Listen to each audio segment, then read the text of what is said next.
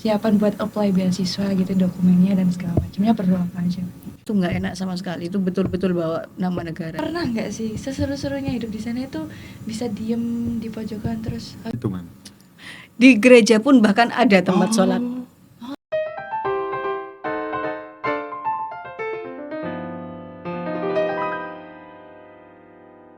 This podcast brought to you by Hima Prosi UIN Sunan Ampel Surabaya. Halo semuanya, welcome back to another episode of SILS, podcastnya anak sastra Inggris yang gak cuma bahas tentang teori tapi juga mimpi. Halo, aku Zulfa. Dan aku Iqbal. Today we will discuss a special topic about university life di luar negeri. Tentunya dari perspektif orang yang sudah ngalamin langsung dong. Oke, buat kamu yang pengen tahu nih gimana sih lanjut studi di luar negeri, cari insight baru dan ya kepoin tentang hal itulah. This is your sign to stay tuned. Langsung aja, let's start the conversations. Kira-kira siapa ya yang bakal nemenin kita podcast hari ini? Oke, siapa ya? Let's give it up for Mem Isna.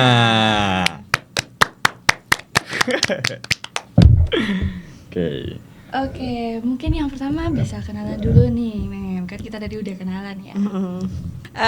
Nama saya Isna Syahadatuddin Nuriyah, biasa dipanggil Isna. Rina di rumah. Apalagi? Umur lah. Bebas. Kalau tidak apa-apa untuk konsumsi publik ya. Itu dia. Umur saya sekitar sama dengan orang tua kalian lah ya. Oke. Ya, oke. Apa namanya lagi? Background ya. Boleh. Background pendidikan ya. Oke. TK Islam, SD negeri, SMP negeri, SMA negeri gitu. S1 sastra Inggris sama dengan kalian, jurusan sastra, saya murni sastra. Skripsi saya dulu Waiting for Godot. Waiting for Godot. Yeah, Waiting for Godot, so that's why I really love this kind of drama. Kemudian Master of Art di Universitas Gadjah Mada. Saya ngambil American Studies, focusing in literature also. Jadi karena American Studies jadi sastra Amerika ya. Kemudian then after that I got my research, postgraduate research in University of Leeds in world cinema. Jadi saya belajar tentang sinema, fokus in gender studies. Gender studies. Dan sinema itu kan dianggap pop culture ya. Betul. Jadi gender studies in pop culture gitu. Dah gitu. Oke, gitu. Sedikit biografi dari Wisna. Dari Mem Isna. Oke, kita biar nggak lama-lama kita langsung lanjut aja ke pertanyaan pertama. Sebelum masuk ke cerita-cerita yang bikin kita nih pengen ngelamar beasiswa di luar negeri, kita mulai dari yang ringan dulu deh. Kalau disuruh nge-describe negara tempat kuliah Mem Isna pakai 3 kata random, boleh apapun itu deh. Kira-kira apa aja tuh? Yang pertama jelas dingin ya. Betul. Oke. Dingin. Kemudian love. Karena kemana-mana kita akan mendengar oh love, hi dear, how are you love, dan lain sebagainya. Jadi kita ke pasar ketemu babang-babang British gitu, hi dear, what do you want to buy, gitu. Jadi kita merasa dearnya mereka gitu ya. Tapi jangan pernah menggunakan ini di dalam akademik. Jadi di kampus kita terus ketemu teman. Ketemu temen nggak mungkin kita bilang hi dear, ketemu dosen hi dear, hi love, nggak gitu. Tapi yang jelas setiap ketemu orang Inggris ini kata random terakhir ya, mereka selalu bilang how are you? How are you? Dan kita harus menjawab I'm fine, thank you. And you? Gitu terus dong Jadi ketika kita belajar bahasa Inggris waktu kecil gitu ya, waktu kita SMP atau SD, kemudian guru kita ngajarin how are you, I'm fine, thank you, and how are you, that's happen in English. Kepake banget In sih. England, sorry, it happen in UK. Iya. Padahal kan di sini tuh stereotipnya orang-orang sana tuh bakalan careless banget sama apa ya? Sama Cuek sesama. banget. Iya, kayak enggak kayak di sini gitu. No, Racist, they will. Malah saya yang bosen dengan pertanyaan how are you. Saya pernah bilang sama dosen saya, kebetulan waktu itu ada seminar gitu ya. Dia kan tanya, how are you Isna? Terus saya bilang, I have to say I'm fine, right? Terus dia ketawa terus, that's okay if you are not fine. No, I know that you don't like if I say I'm not fine. Karena mereka tetap berharap kita itu baik-baik saja. Kalau tidak baik-baik saja, wah ini bahaya nih gitu. Apalagi kan ada biro konsultasi psikologi kan di sana. Jadi saya harusnya ke sana kalau saya tidak baik-baik saja gitu. Keluarin uang lagi dong. Oh enggak, itu enggak. gratis. Oh, gratis. Wow. Disiapkan sama kampus. Ngomongin kuliah ke luar negeri itu selalu kedengeran keren ya Memel.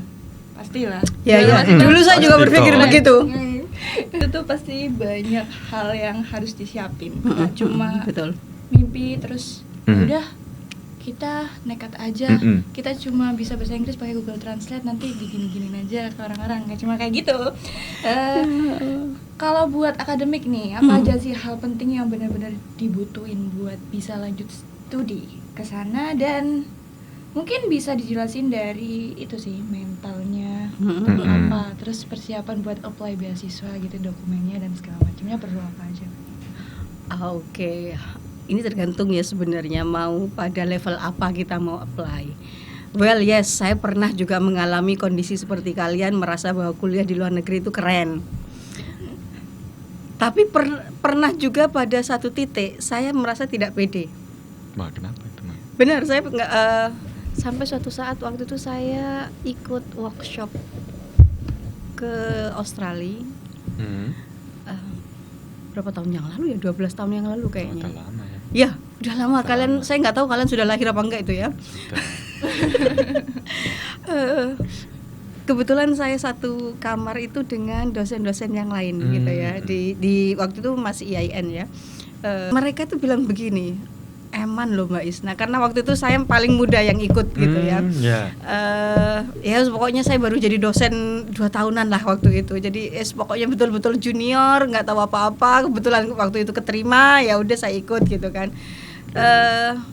Mereka bilang begini, eman Mbak Isna kalau nggak nggak ngelanjutin kuliah ke luar negeri, bisa bahasa Inggris dan lain sebagainya. Gitu saya gitu. Karena saya sendiri nggak pede. Begitu waktu itu yang ngadain ANU itu Australian National University. Ketika saya ikut di situ, I know that even I know how to speak English, my English is not in their standard. Gitu. Iya, paham. Sehingga saya mulai agak minder gitu. Aku naik kuliah sudah nggak usah jauh-jauh lah di Australia gitu ya. Orang Australia kan banyak tahu tentang Indonesia. Ketika saya kemudian kuliah di sana, mungkin mereka ngerti tentang Indonesia. But the way we have to communicate, it must be in English, in their standard gitu kan. Itu saya mulai agak minder. Sampai kemudian teman-teman saya bilang, udahlah gini. Nah, akhirnya, tapi saya memang orangnya dalam tanda kutip ya, tidak tahu diri, tidak tahu malu dan lain sebagainya gitu ya.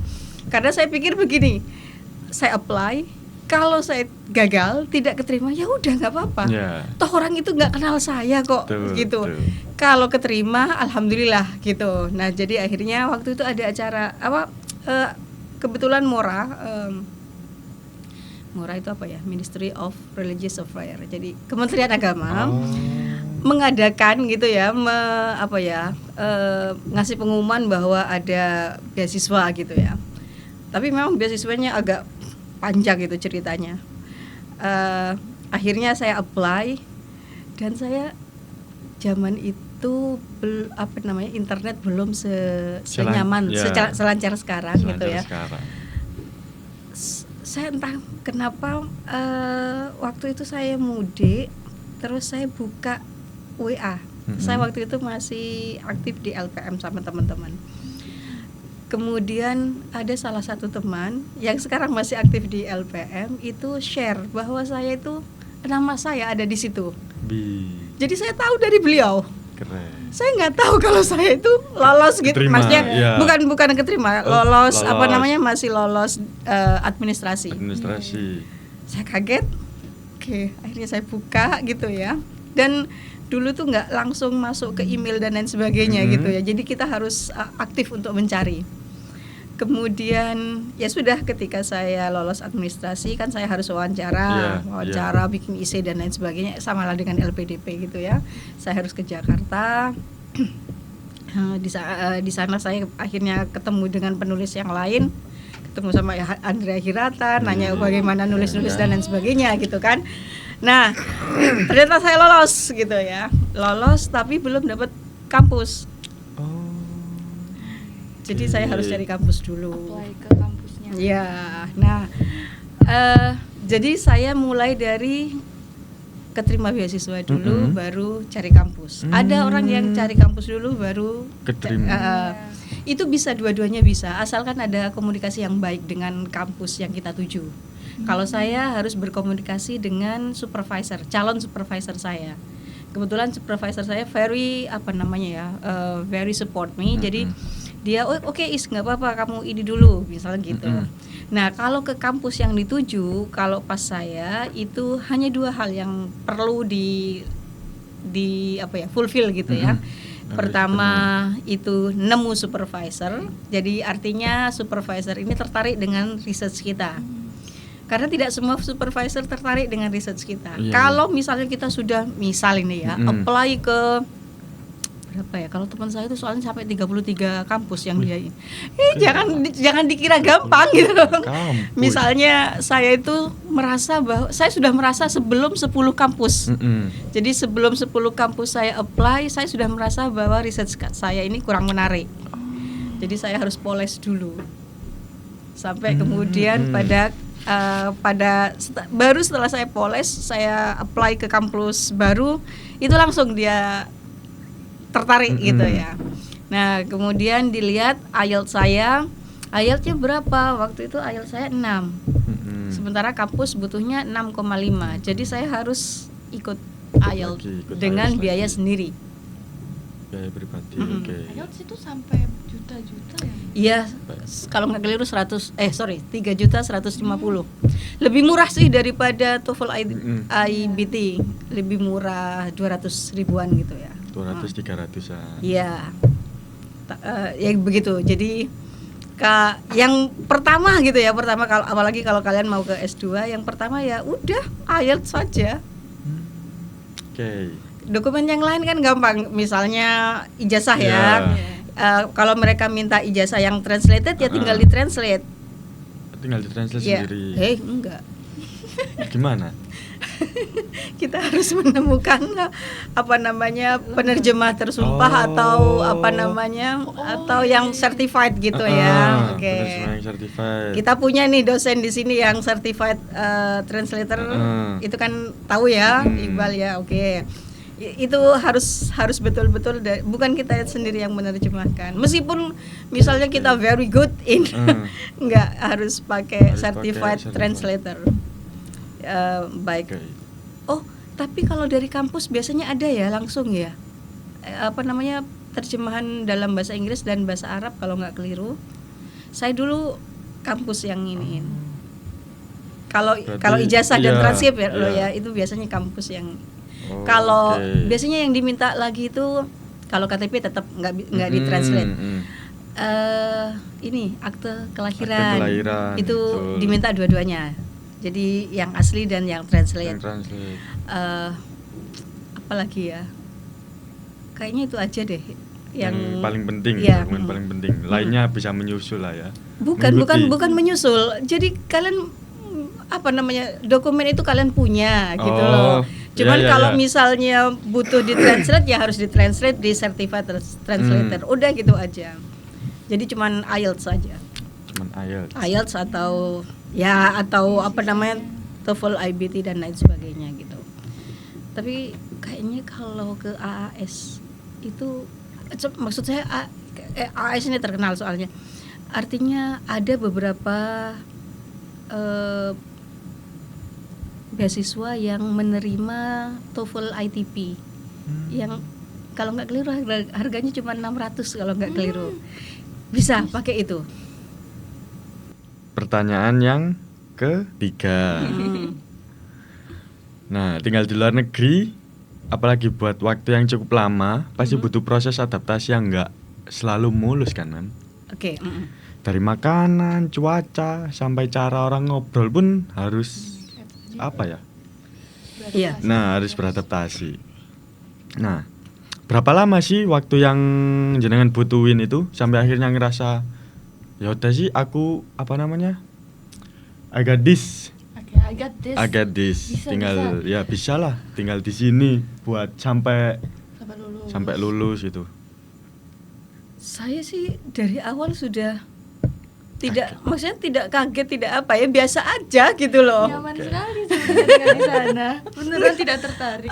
Bener, maksud saya begini ya, yang perlu diadaptasi awal ya cuaca aja gitu loh. Betul Cuaca sih, aja iya. karena kita susah mendapatkan sinar matahari. Susah banget. Susah banget. Jadi kalau ada orang Norwegia atau orang Irlandia bilang itu harta karun, memang harta karun. Apalagi kuliah itu kan mulainya kalau S2 itu September, kalau saya Oktober. Oh, iya. Itu pas lagi autumn. Kalau kita sih tiap hari tahu lah ya, kita harus pakai baju apa kita tahu. Kita nggak perlu lihat berapa derajat hari ini. Betul. Kita bangun tidur, habis sholat subuh pasti yang dilihat itu hari ini berapa derajat, sampai jam berapa derajat. Jadi kita harus tahu mau pakai baju apa hari itu, gitu. Nggak usah mikir mandi, saya nggak mandi kok. Sampai berapa derajat sih paling dingin itu? Paling dingin, minus 15. Minus 15. Aku nggak expect sampai 15, maksudku Kok nggak minus sih? 10 kayak Minus 15, saya merasakan minus 15. Jangankan minus 15 ya, yang pas autumn itu kan ya sudah mulai turun ya. 10, 8, 7 sudah mulai turun, itu aja kita udah pakai baju ketika suami saya terutama ya. Kalau saya sih pokoknya ada duvet udah. Suami saya itu pakai duvet, pakai selimut. Dalamnya itu dia pakai long johns, tahu ya long johns. Masih pakai jaket juga, jadi apa namanya, double gitu. bukan double, triple. Iya, triple yang dipakai triple, doublenya itu selimutnya. Itu suami saya gitu ya. 5 lapis untuk perlindungan tubuh. Jadi saya bisa paham kenapa orang itu di sana harus gemuk ya, karena memang membutuhkan lemak yang banyak itu tadi gitu. Ekstrim banget berarti cuaca. Ya dingin ya karena di utara ya, karena di tapi utara. menurut mereka di sini juga ekstrim panas. Oh iya, Ekstrim betul, panasnya. betul, iya betul. Jadi yang pertama kali harus saya adaptasi itu. Kalau makanan enggak, karena beras di sana banyak. Sayangnya bukan beras Indonesia, memang beras Thailand. Jadi beras Thailand. saya berharap gitu ya, Indonesia itu bisa lah mengekspor ke sana gitu loh. Jadi kalau beras mana ya, aduh itu jelek sekali. Apalagi kalau ini kita biasanya bilang beras impor, basmati dan lain sebagainya. Yang paling bagus tuh bagi kita di sana itu ya beras yang dari Asia Tenggara khususnya, yang bisa kita beli itu dari Thailand itu Dari tadi. Thailand. Ya lumayan mahal, tapi itu yang masuk ke kita. Biasanya kalau anak kos seperti saya biasanya dicampur gitu ya, dicampur dengan beras yang agak keras itu tadi gitu. Jadi kalau makanan saya nggak ada masalah gitu ya. Apalagi rotinya Enak-enak rotinya. Jadi roti yang sama sana dan sini jauh enak sana. Tergantung Diapanya resep. itu? Saya nggak Teksturnya tahu. Pokoknya saya makan enak gitu loh. Saya makan enak. Kata teman-teman karena di sana pakainya butter bukan margarin. Di sini kan pakainya margarin. Kalau makanan aman lah. Bahasa. Oke. Kalau bahasa di luar kampus gitu ya, fine, nggak ada masalah. Kita apa sih yang diomongin? Paling ke toko halal beli ini kan nggak terlalu complicated lah ya. Apalagi yang jual di toko halal itu kan orang-orang Arab, bukan orang asli sana. Ketemu sama orang Malaysia misalnya, orang Malaysia biasanya mengajak kita pakai bahasa Melayu. Aduh itu susahnya setengah mati. Saya nggak ngerti bahasa Ipin itu. Jadi saya bilang sama mereka, please speak in English. Saya kesulitan dan ternyata saya pikir saya saja. Ternyata teman-teman yang dari Indonesia itu juga merasa kesulitan ngomong juga bahasa Melayu itu. Padahal jadi dikiranya nggak terlalu beda jauh gitu. Mereka pikir begitu. saya enggak gitu loh. Jadi saya lebih suka pakai bahasa Inggris sama mereka gitu. Nah, tapi ketika saya ngomong bahasa Inggris secara akademis di kampus sama dosen misalnya, saya menemukan hal-hal yang kayak bilang gini ya, keto aneh biyen pas sinau bahasa Inggris sih salah keto aneh. Saya sampai merasa begitu gitu loh. Kok saya nggak ngerti ya bahasa Inggris mereka. Belum lagi bahasa Inggrisnya itu pronunciation-nya beda. Pronunciation-nya beda. Misalnya kita bilang apa ya? Sunday gitu. Sunday. Mereka bukan Sunday, Sundai. Sunday. Jadi saya merasa what's wrong with my English. Dan ternyata kebetulan saya anak radio di sana. Saya ngobrol gitu sama teman-teman di radio juga. Mereka bilang gini, udahlah ketika mau berangkat dari Indonesia kita merasa kita paling bisa bahasa Inggris.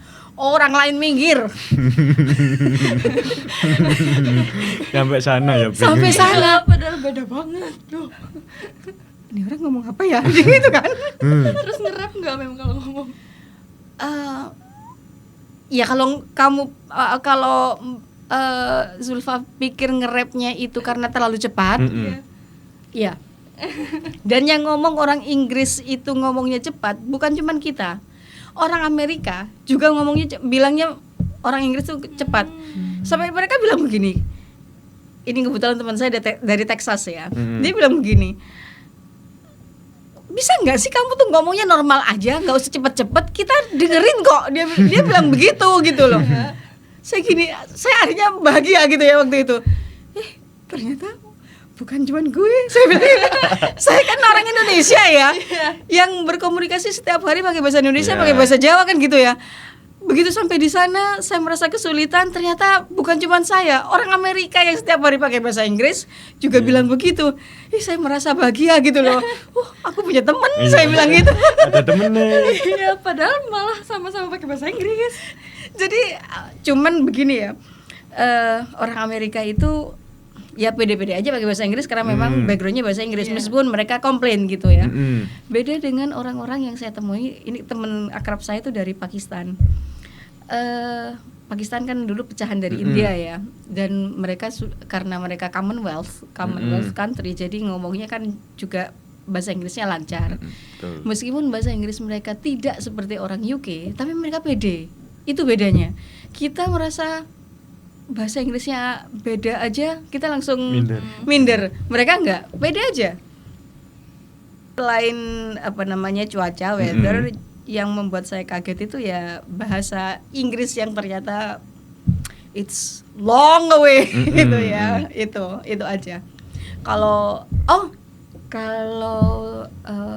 budaya pembelajaran di kampus ya jelas beda karena beda level gitu ya. Tapi saya pernah ngajar anak S1 di sana, ya sama lucu-lucu gitu.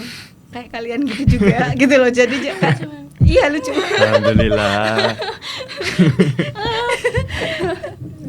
Cuman kalian lebih sopan ya. Ketika saya bikin slide misalnya ya, kemudian ada salah ketik di slide itu saya biasanya minta maaf ya ini gitu kan, biasanya saya bilang begitu ya. Nah, kebetulan waktu itu yang saya ajarkan ke mereka how to make a poster for research. Di bawah itu saya salah tulis. Saya bilang ke mereka kemudian saya betulkan, tapi ya karena bikin poster itu kan keluar biaya lagi gitu ya. Jadi saya coret aja gitu. Terus mereka bilang gini, I think this is not a good poster. Why? Saya tanya begitu. Saya kan pengen masukan. You know, your writing is not good here. Jadi jadi bukan isinya tapi the way I write it gitu ya.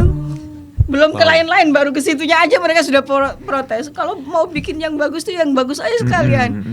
Iya $40 itu buat kamu mungkin something small gitu ya, tapi buat saya $40 itu kan bisa buat makan 3 hari itu gitu loh. Jadi karena beda level aja, kemudian saya agak kaget. Oh ternyata langsung research gitu ya kalau di sana. Tapi kalau untuk S1, S2 itu S2 khususnya yang taught master ya. Jadi yang bukan yang penelitian, karena ada dua master di sana tuh, taught master dan research master. Nah, kalau yang Toastmaster itu ya sama, hampir sama dengan di Indonesia. Masternya itu apa namanya, ada pengajaran, kemudian terakhir bikin apa namanya, tulisan gitu. Tulis kira-kira kalau nggak keliru 10 atau 12.000 kata. Cuman gitu aja. Jadi dua hal itu ya. Weather and apa namanya, language. Weather and language. Kalau di sana itu Mem ya,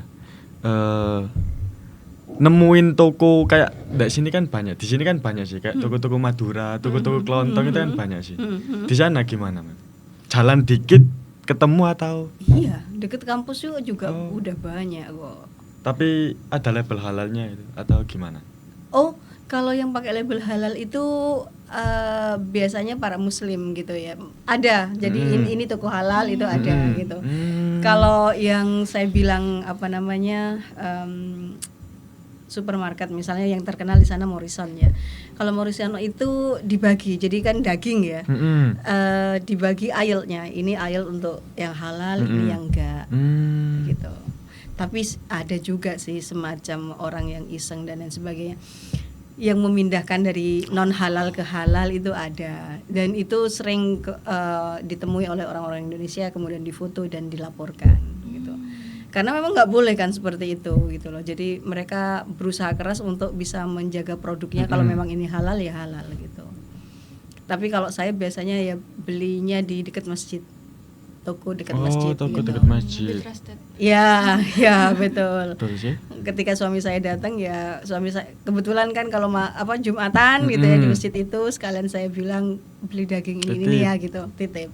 Betul. Sebulan habis berapa biaya, Mam? Biaya. Zaman saya dulu itu sebulan kosnya itu, jadi akomodasi, sudah tidak bayar air, sudah tidak bayar gas, itu 350 pounds. Jadi sekarang mau 20.000. Pas zaman saya 20.000, malah sempat 21. Jadi ya kalikan aja 2. Kalikan 2 itu berapa ya? 7 juta ya. 7 juta. Oke. Sekitar 6 sampai 7 juta kayak gitulah. Itu untuk akomodasi. Kalau makan sekali makan gitu ya. Sekali makan itu rata-rata pada saat itu 10 pounds. 10 pound. Iya. 10 pound. Berarti 200. Kalau masak ya lebih murah.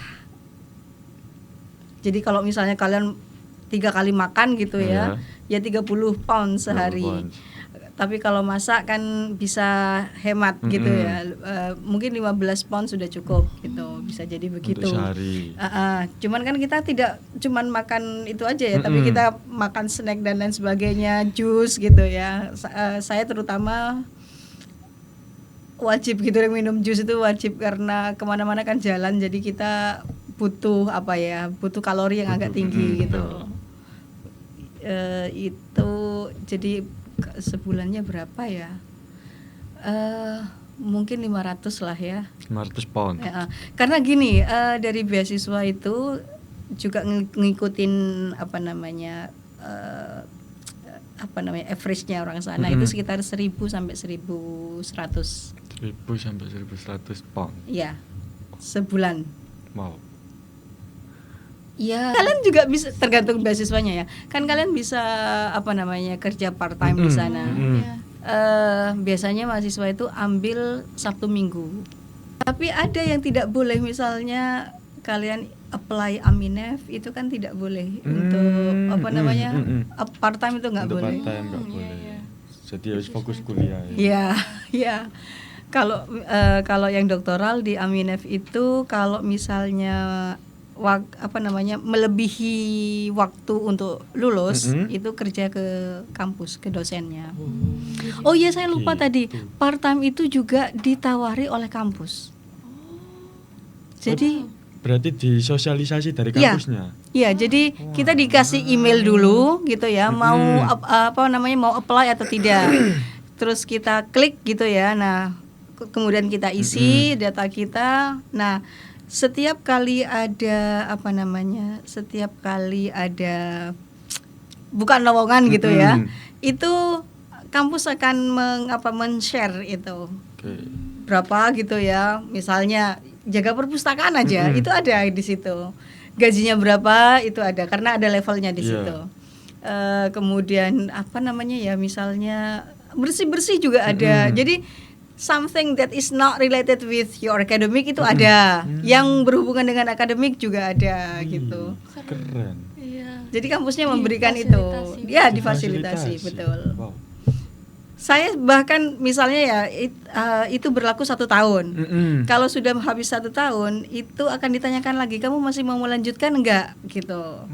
Karena mereka mendata, saya misalnya keterima, ya udah akhirnya jadi saya nggak bakalan di ini lagi gitu loh. Kalau misalnya saya keluar dari pekerjaan itu sudah terdata di situ, sehingga kalau misalnya setelah 1 tahun saya ditanyain, kamu mau melanjutkan pendaftaran ini lagi enggak? Kalau saya bilang iya, berarti setiap ada bukaan lowongan saya akan diinfokan gitu loh. Kalau misalnya saya sudah kerja ya saya nggak diinfokan. Gitu. Enak ya. Iya. Sangat Termotivasi. menunjukkan. Sangat termotivasi juga. Iya, oke. Dan juga sangat yang jelas menunjukkan. kita dapat ini loh Mas, dapat banyak pengalaman gitu loh. Pasti sih, pasti. Iya. Jadi yang biasanya di rumah nggak boleh jadi boleh gitu kan. Ini apa namanya, berkesinambungan juga sih sama pertanyaan yang selanjutnya. Jadi perbedaan kuliah dalam negeri dan di luar negeri itu kayak gimana sih Mem? Ya yang paling terlihat. Yang paling terlihat. Di sini lebih humanis lah. Lebih humanis. Oke. Lebih kayak ya karena kita sudah sama-sama kenal, sudah tahu budayanya seperti apa. Katakanlah beginilah Mas, misalnya ya, saya ada bimbingan sama mahasiswa. Saya kan biasanya memberikan kebebasan pada mahasiswa itu mau bimbingan online atau offline.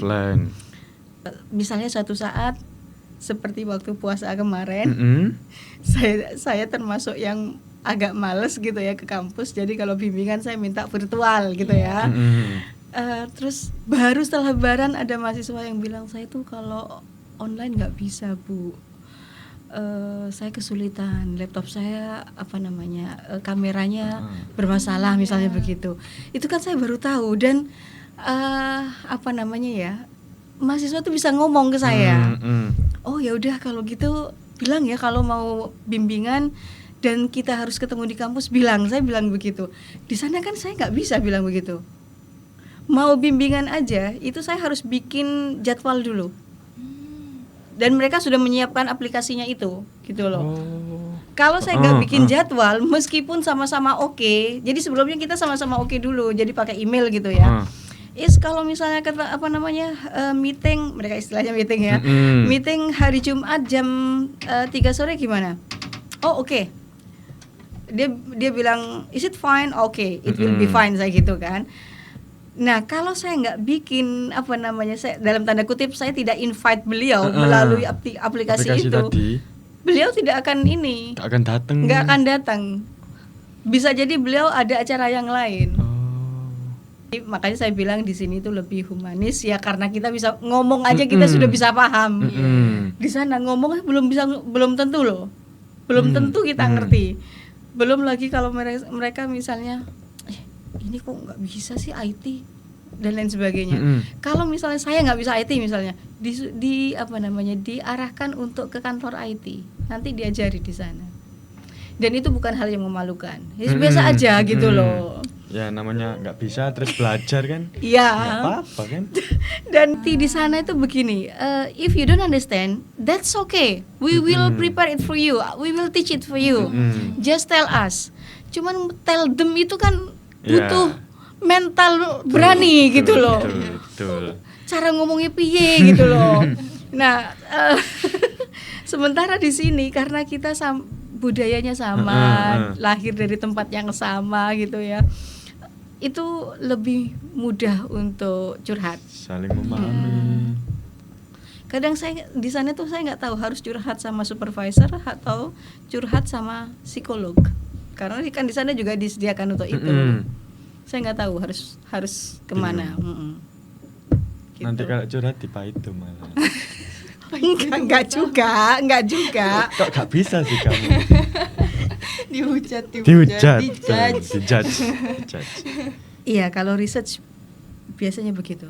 Tuh kan? Kok nggak logis sih? Nah, kan?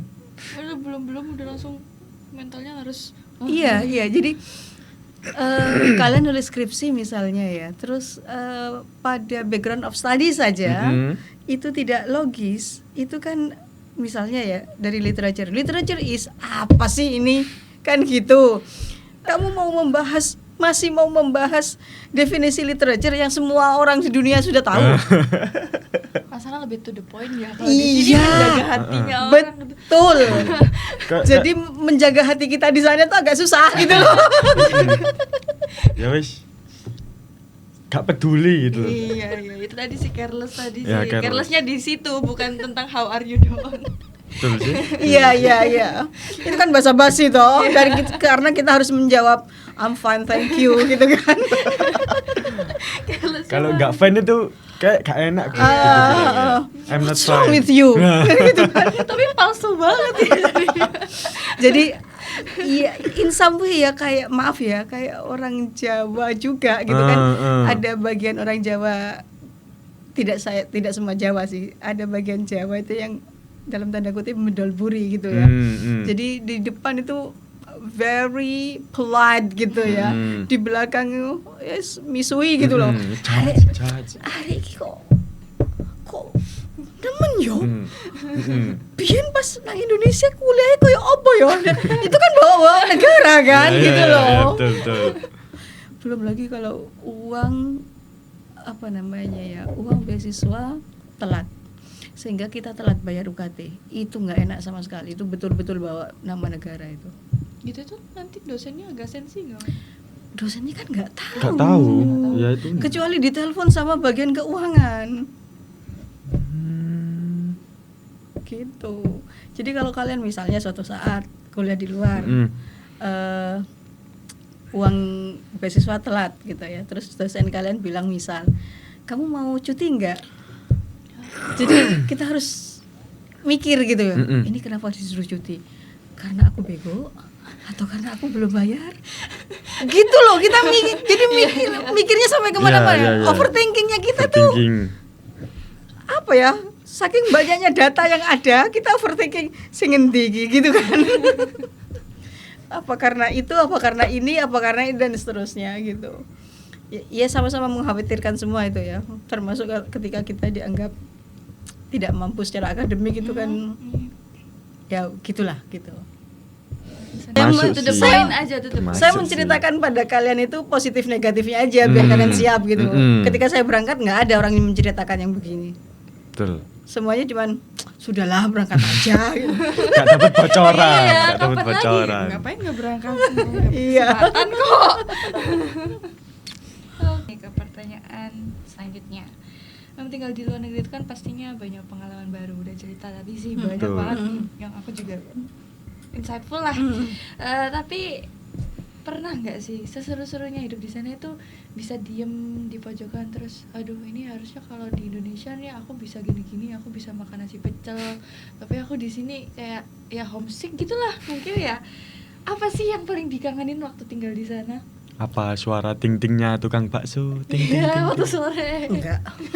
Ya kan tadi katanya webnya juga nggak ada culture shock atau Iya. gimana, berarti nggak pernah kangen. Tapi gitu. kalau kalian tanya saya pernah di pojokan nangis, iya jelas. Hampir semua orang. Karena kangen keluarga pasti. Yang kedua karena karena kegoblokan saya aja, research dan lain sebagainya. Ya apa namanya? Tapi yang pertama kali membuat saya pengen nangis gitu ya, itu karena saya tidak tahu arah kiblat. HP waktu itu tidak seperti ini, Mas. Kalau sekarang kan sudah Iya, ada kompasnya. bukan ada kompasnya, Mas. Kalau kompas sudah ada, tapi yang mengarah ke kiblat itu kita masih belum ada waktu itu. Gitu ya. Maksudnya aplikasi yang langsung mengarah itu nggak ada, tapi ya artinya kita kalau misalnya pakai kompas kita harus tahu berapa derajat ke Mekah betul. gitu. Nah itu kan belum ada, kita nggak tahu itu. Itu yang pertama. Kemudian yang kedua, menurut peta gitu ya, menurut peta di perpus itu ada musolanya di lantai, saya lupa ya, lantai 11 kalau nggak keliru. Saya sudah ke lantai 11, tetapi saya tidak menemukan musolanya. Kalau di sini tuh kan musolanya jelas gitu loh ya. Di sana itu enggak, pokoknya ada ruangan kecil, mungkin ruangannya itu sepertiganya ini. Sepertiganya ini. Lebih kecil lagi. Loh ya iya. Ternyata ya itu, saya pikir musolanya tuh ya kayak gini lah ya. Ini aja udah kecil gitu kan. Terus ternyata nggak ada di situ gitu loh. Ya saya baru tahu setelah 2 minggu setelahnya. Jadi ketika saya mau, padahal itu kan saya sholat asarnya itu pas lagi ada apa namanya semacam bukan kuliah ya, tapi anggaplah kuliah gitu ya, semacam kuliah. Jadi saya izin gitu ya, izin sama dosen saya 10 menit untuk sholat. Dan biasanya kan apa namanya ruangannya itu di lantai 13. Jadi untuk sholat saya turun dulu ke lantai 11. Nah, ya itu saya nggak tahu di mana. Jadi saya pas itu duduk nangis, ya Allah, aku tuh mau sholatnya susah gitu loh. Mau sholat aja susah. Saya merasa tercerabut dari akar saya karena saya nggak bisa sholat itu. Kampus-kampus di sana tuh kan rata-rata sebenarnya ya apa namanya ya, bagian dari gereja yang kemudian diubah jadi kampus. Makanya tempatnya tuh ke atas. Jalannya ke atas. Kebetulan tempat saya itu Leeds itu kan hilly ya. Jadi dari tempat kos saya mau ke kampus itu naik begini. Kalau ke masjid begini. Turun ke bawah. Nah, jadi begitu. Nah, karena apa namanya awalnya itu kan bagian dari gereja yang apa ya, sekat-sekatnya itu sama sekali kita nggak ngerti. Jadi ketika sudah selesai acara, kita bener-bener apa ya, kita bener-bener pengen tahu ruangannya di mana dengan pakai Google Maps. Oke, sampai ke situ. Tapi ketika mau keluar kita sering tersesat, nggak tahu caranya mau keluar gimana. Jadi itu dibikin apa ya, kayak apa, maze ya, seperti kayak labirin, betul, kayak labirin dibikin seperti itu agar memang orang itu susah. Jadi musuh ketika masuk itu gampang untuk keluar. Susah untuk keluar, gampang untuk ditangkap gitu loh. Itu dimanapun gitu ya, di ruangan apapun gitu. Dan itu aja saya masuk ke perpus yang notabene apa namanya bangunannya baru, bukan bangunan yang dari gereja. Itu aja saya sudah kesulitan seperti itu, sampai mau nangis itu karena nggak bisa sholat. Saya telepon suami, ya apa ini? Akhirnya sudahlah, kamu sholat ngadep dimanapun. Tapi kan itu perpus, saya nggak bisa sholat sembarangan kan. Akhirnya saya duduk, saya sholat ngadep, saya nggak tahu di mana. Itu pengalaman pertama kali masuk kampus itu. Tapi kalau yang sholat itu karena di sana itu ya mem jarang banget muslim ya. Oh enggak, banyak muslim itu. Tapi tempat-tempat buat sholatnya itu Mem. Di gereja pun bahkan ada tempat sholat. Meskipun kecil. Iya, saya dulunya nggak tahu juga gitu loh. Tapi maksud saya karena tidak apa ya, tempat itu disediakan dalam kondisi menurut saya tidak proper lah ya. Iya paham. Jadi saya pikir itu gudang awalnya. Bukan saking kecilnya. Rusuh banget sih enggak sih ya, tapi maksud saya ya ada beberapa barang di situ dan dimanfaatkan sebagian untuk sholat gitu loh. Jadi maksud saya, kok nggak proper banget gitu loh. Padahal muslim di sini sudah banyak, di angkatan saya itu bahkan yang pakai apa namanya cadar itu banyak gitu loh. Kok masih belum seproper itu gitu. Saya nggak tahu ya apa kalau orang luar kuliah di Indonesia yang mayoritas banyak apa maksudnya banyak masjidnya, apakah mereka juga kesulitan untuk mencari gereja atau apa gitu. Saya nggak tahu itu, saya belum pernah tanya. Tapi ini pengalaman saya ketika di sana. Saya sampai waktu di Australia sih nggak masalah gitu loh. Makanya saya bilang orang Australia kan lebih ngerti orang Indonesia ya. Jadi di depan kampus itu sudah ada apa ya, musola yang proper lah ya. Di Inggris enggak begitu.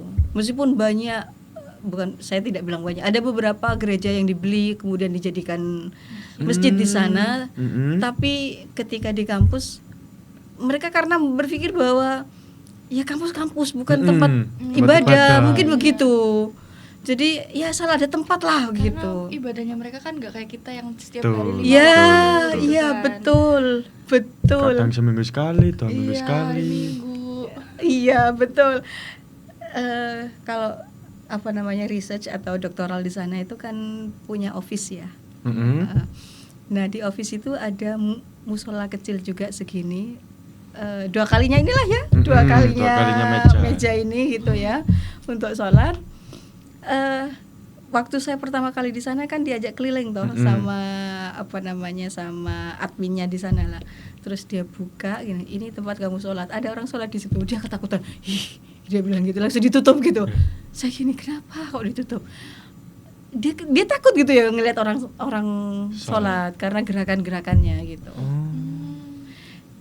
Unfamiliar gerakannya. Iya, selain mungkin tapi orang Indonesia sendiri kan jarang ke gereja. Jadi Masa? banyak gereja yang kosong di sana. Kemudian dijadikan kampus, bahkan dijadikan tempat kos juga ada.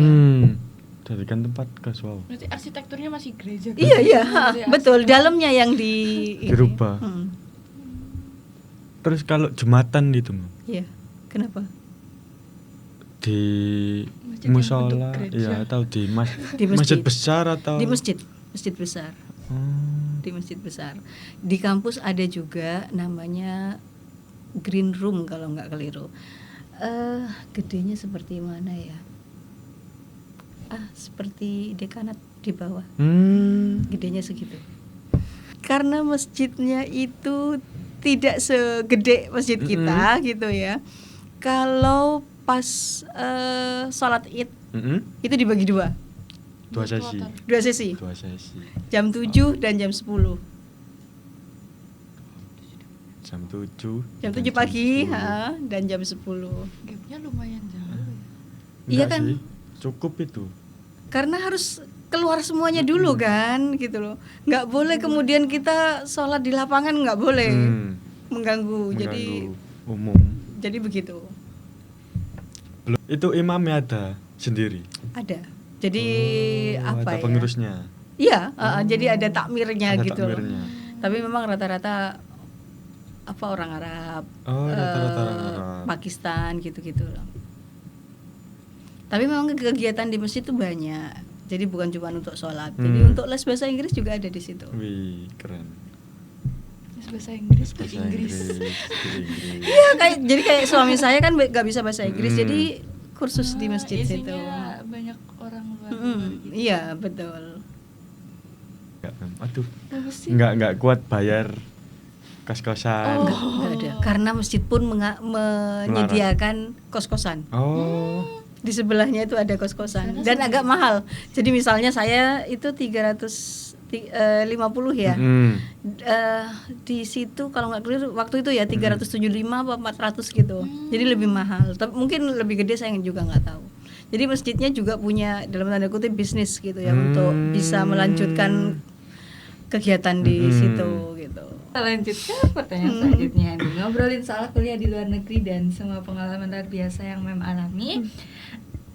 Rasanya udah pengen kesana belum? pengen sih, pengen. Nunggu Buat podcast- traveling aja. Nunggu podcastnya sampai sesi-sesi air. Banyak yang kayak gitu. Buat traveling aja. Banyak yang kayak Sehari, gitu. 2 hari, 3 hari, mungkin sampai seminggu ngerasa. Kurang Mas. Kurang? At least 2 minggu lah. Jadi tahu gimana. Kayak pasar itu kan nggak setiap hari buka loh Mas. Iya sih, bener sih. Jadi pasar itu kalau minggu tutup. Malah kalau minggu yang tutup. Nggak ada pasar minggu itu. Karena mereka juga mau istirahat. Jadi saya kalau ke pasar tuh hari Sabtu. Hari weekday. Oh, Sabtu. Sabtu tuh rame. Karena lengkap lah ya, buah ada, sayur ada. Kalau Kamis itu cuman kain kalau nggak keliru. Oh, jadi per hari itu ada. Ya, nggak kayak kita. Bagiannya. Kalau kita kan tiap hari sama ya. Betul. Dan lengkap. Di sana nggak? Oh, ada apa ya gitu itu namanya? Sesi. Iya, sesi ini. Betul, Hari betul. ini Festival sesinya gitu. apa? Wow. Harus nunggu harinya dong kalau butuh Iya. apa-apa. Masa ya itu karena itu beli di supermarket dengan di pasar sama aja. Oh, Harganya sama. iya. Di pasar kan seger gitu ya. Di supermarket kan sudah beberapa Ya, hari kan ada gitu beberapa kan. hari. Jadi menangnya di pasar tuh karena segernya. Kalau kita masih mungkin di fresh. supermarket lebih mahal gitu Iya. ya. Kalau di sana enggak. Beli baju juga sama aja. Mau beli di pasar atau beli di supermarket harganya ya mirip-mirip. Maksud saya beli baju yang tidak pakai brand ya. Oke, kan tadi udah ini nih bahas macam-macam. Terus kalau misalkan teman-teman yang dengerin nih kepingin gitu ke sana, tapi masih ragu, masih aduh gimana ya. Tapi keinginannya udah kuat banget, tekadnya udah kuat banget. Pesannya apa sih buat mereka? Apa ya? Bismillah lah. Bismillah Bismillah ya. dengan Bismillah. Tekad yang kuat. Bismillah, ridho Bapak Ibu, itu ridho Allah, berangkat. Niatnya aja. dan Cuman memang begini ya, ketika kalian mau ke luar negeri itu ditanya betul ya orang tua itu. Kalau belum nikah loh ya, kalau mau nikah kan kita tanya sama suami istri. Kalau belum itu tanya betul sama Bapak Ibu. Apa namanya, ikhlas nggak, betul-betul ikhlas nggak, iya. gitu melepaskan Biar kita lancar. gitu, itu ditanya betul itu. Khawatirnya ada sesuatu yang masih tertinggal di sini. ganjel. Betul. Takutnya nyampe sana Malah kenapa-napa. malah Iya. kenapa-napa. Betul sih. Dan juga satu, biaya yang Iya. mumpuni. Kalian nggak tahu, saya sampai di sana teman-teman saya sudah turun uang beasiswanya setelah 3 bulan di sana sudah turun. Saya nanya kenapa saya belum turun, terus saya telepon kan Mora, saya kok belum turun ya Mbak, saya mau bayar SPP, saya bilang begitu. Dia bilang begini, loh memang Mbak Isna sudah dapat SK, sudah dapat ini. Loh, saya bilang begini, saya pakai paspor dinas, saya berangkat itu karena sudah ada surat dari sini. Kok bisa dibilang begitu? Bayangkan, itu sudah 3 bulan saya apa Panik saya ya. harus pulang dan tengah malam Mas, karena beda waktunya. Dia nelpon di sini tuh sore kayak sekarang ini, di sana tengah malam gitu loh.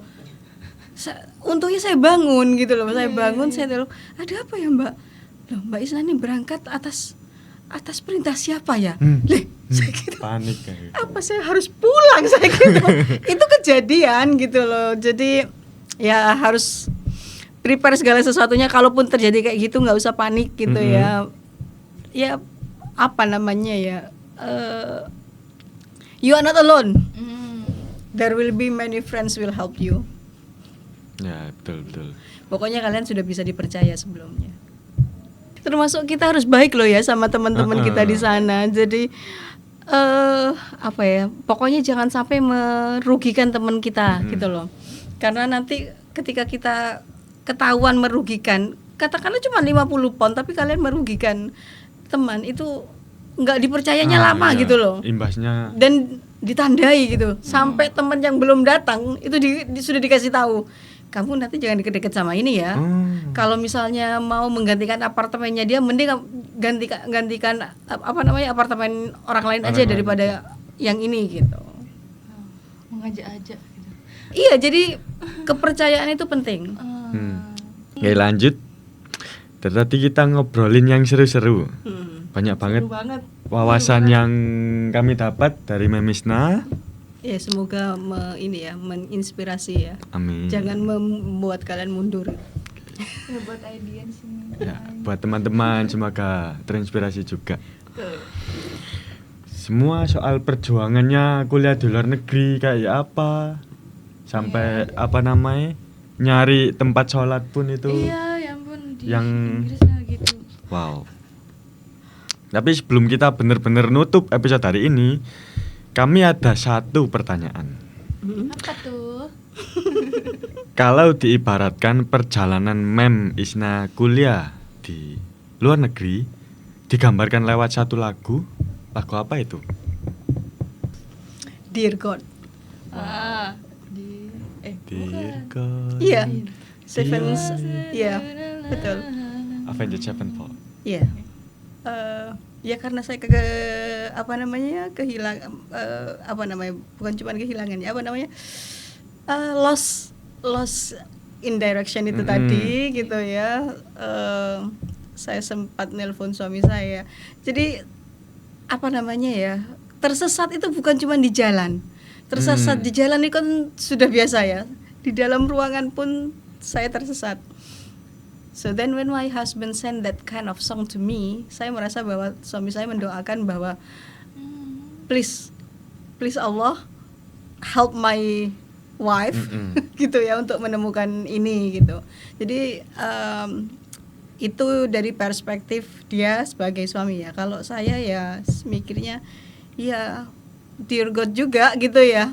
Please maksud saya ketika saya sendirian ya tolong maksudnya hanya Allah yang bisa nolong saya gitu loh. Betul. Berarti udah di ujung episode, jadi dari tadi rasanya pengen nyatet sih yang diomongin Memisa itu apa aja, apalagi tentang how to apply ke luar negerinya itu tadi. IELTS doang kok. IELTS doang. IELTS doang. Juga butuh kehokian. Oh iya. Iya, itu juga. Betul, itu juga. betul. Butuh kehokian. Artinya dari tadi kita ngobrolnya bahasan yang berkualitas dong, kan? Iya. Sangat insightful. Apalagi waktu bahas perbedaan culture pendidikan Indonesia dan luar negeri. Sangat beda banget. Dan kami pun juga baru tahu bedanya itu bener-bener beda. Mungkin berapa derajat ya? 180 derajat lebih Enggak lah. lah, enggak 360. Enggak. Balik sama lagi 360, kalau gitu. Balik lagi. 180 derajat lebih lah. Oke, jadi buat audiens semoga semakin semangat untuk mengejar mimpi-mimpinya, bisa lebih giat lagi buat menyusun rencana masa depannya. Terima kasih banyak Mem Isna. Sama-sama. Semoga setelah ini selalu sehat selalu. Amin. Terima kasih Lancar doanya. segala urusannya. Amin. Apalagi? Ya kan? Amin. Doa yang baik-baik untuk Iya. Memisna. Iya, kita punya acara Mem. Tanggal 26 Mei kita punya seminar. 26. Beasiswa. 26 Mei. Ya nanti kalau Mem lagi senggang bisa datang. Buat teman-teman juga yang masih kepo tentang how to apply beasiswa, nanti kita akan ngadain seminar beasiswa pada tanggal 26 Mei. Oke, buat kalian yang udah stay sampai akhir, terima kasih banyak. Jangan lupa subscribe YouTube Hima Pro Sastra Inggris Uinsa Surabaya, dan juga follow Instagram kita @himaprosi_uinsa buat update terkini dari kegiatan-kegiatan kita, dan bisa juga request guest star ataupun topik yang bisa kita bahas. Betul sekali teman-teman. Oke. Sekian dari kami. Silk signing off karena bahkan cerita terbaik butuh jeda.